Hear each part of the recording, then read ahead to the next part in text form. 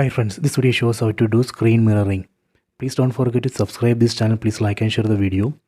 First, in this TV, let me go to settings. Tap on the settings icon on top right corner. Go to network and internet.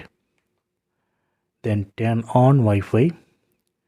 So here you can see I have connected this TV to Wi-Fi network Wi-Fi 2024.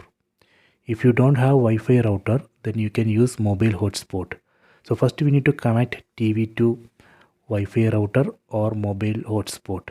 That is the step 1. Let me go to step 2. Step 2. Open settings. Tap on the settings icon. Then tap on connections. Tap here. So here you can see this mobile phone also connected to same Wi-Fi network Wi-Fi 2024. So first we have to connect both mobile phone and TV to same Wi-Fi router or same mobile hotspot.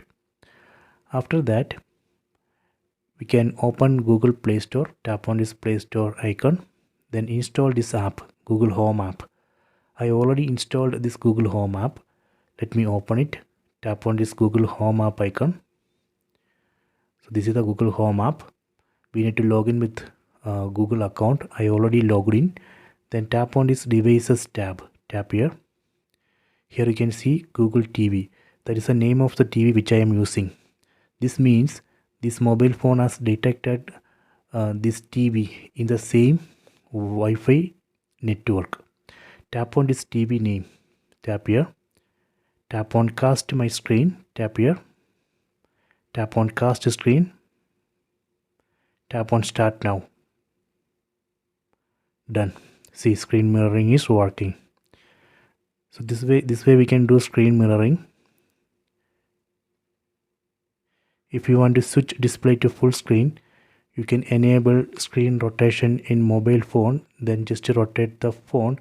That way we can switch display to full screen in both TV and mobile phone.